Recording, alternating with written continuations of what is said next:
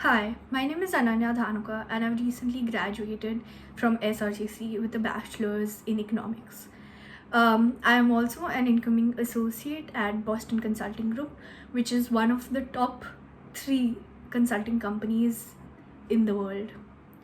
What I'd like to do is just run through what the placement process was for me, what my experiences and learnings were, and pass on these tips for all my juniors so that they can learn from my mistakes and my learnings.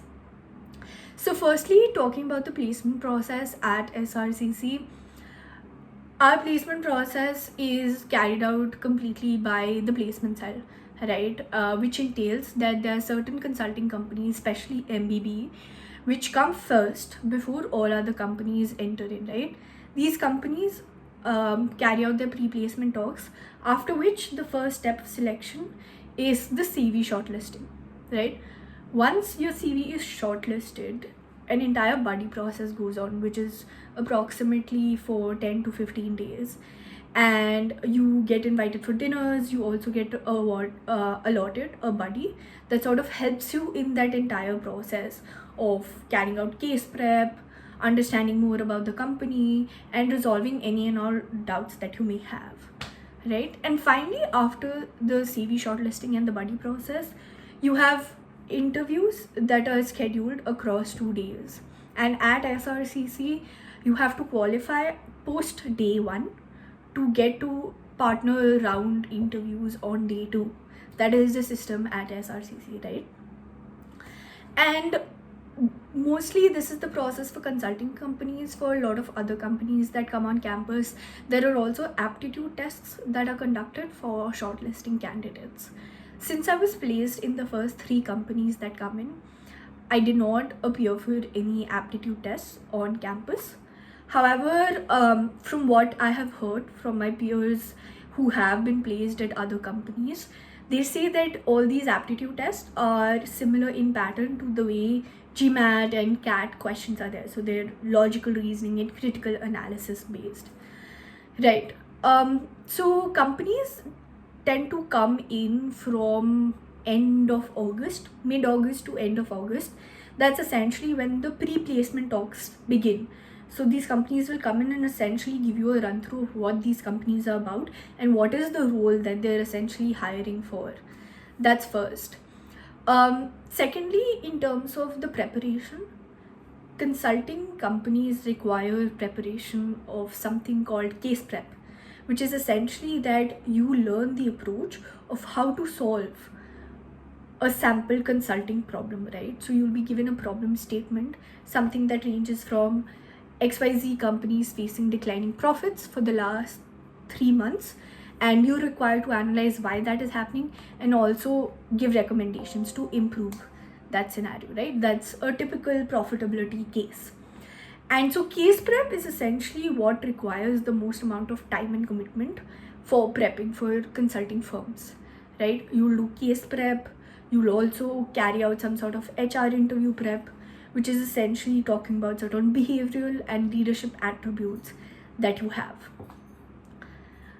Talking a little bit about my perspective of the placement season, I would say that I wasn't always ready to sit for placement process. I think there was definitely a transition in my thought process as I interned at Deutsche Bank. So my summer internship for after my second year was at Deutsche Bank, which is an investment banking firm, and this is also a campus internship that I had gotten.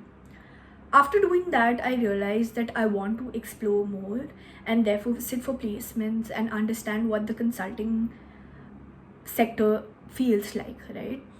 Which is why I chose to sit for placement season. So my preparation for case prep started mid-July, and the first interviews, essentially the shortlist for MBB came on 7th September, and our interviews were I think 20th and 21st September. So across that period, obviously I had first started to understand a little about what case prep etc is. Then I had one and a half month of rigorous case prepping. And then post shortlist, I prepped, concentrated towards these three companies and the sort of questions and expectations that they have from us. I think my strategy throughout the placement season has been to be authentic to myself. That because I chose to sit for the placement season, I gave in my 100%. And I think that is extremely important, right?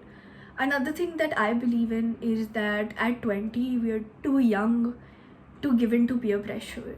Honestly, if you think that you do not want to sit for the conventional process of sitting for companies that come in, I think that's okay. And I think sitting for masters entrances or applying for fellowships is extremely coveted these days. And if that is where your heart is, you should definitely do that.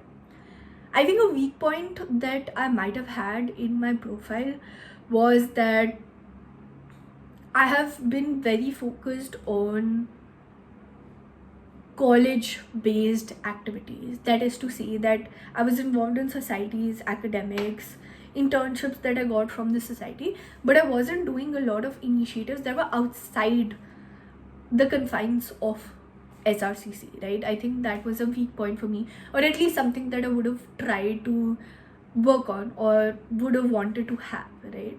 But what is important from your CV's perspective, which is the first impression that you give, is that you should be able to make that impression. So irrespective of what people tell you that you have to do XYZ in order to get a shortlist, I don't think that's true. I think what matters is that you have spikes, which is that certain things that only you have done that differentiate you, right?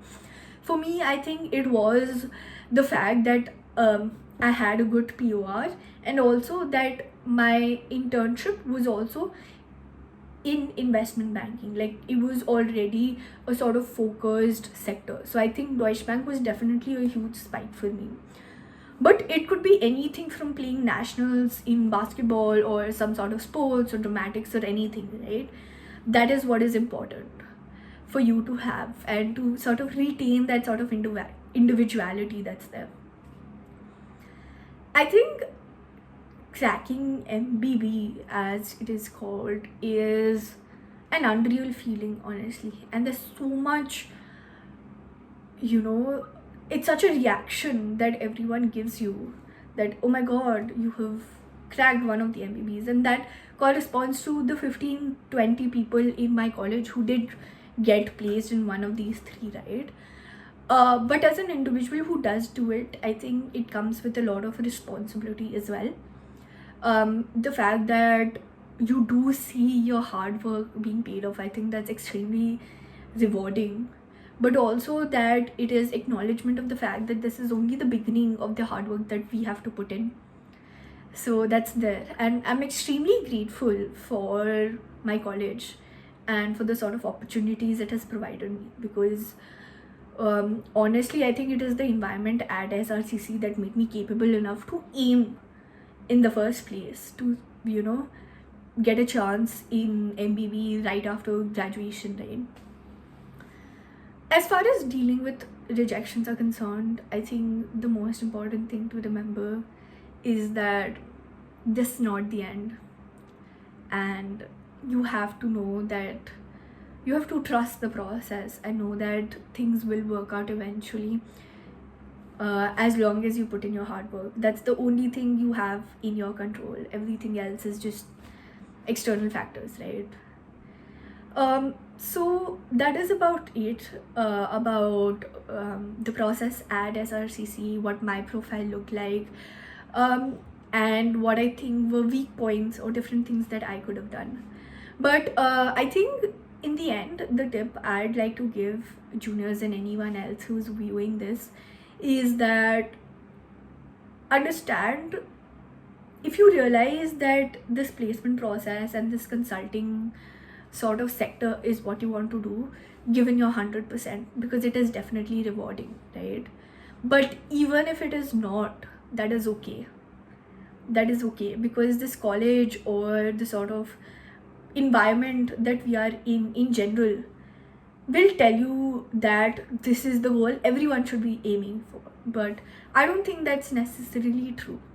As long as you're true to yourself, authentic to yourself, and you put in that hard work, I think you can be whatever you want to be and get wherever you want to get. Thank you, and I'll be happy to take in questions. And if you guys want to reach out to me externally, you can reach out to me on LinkedIn. And yeah, I'll be happy to answer any and all questions to people who are looking and aiming for getting MBB. Thank you.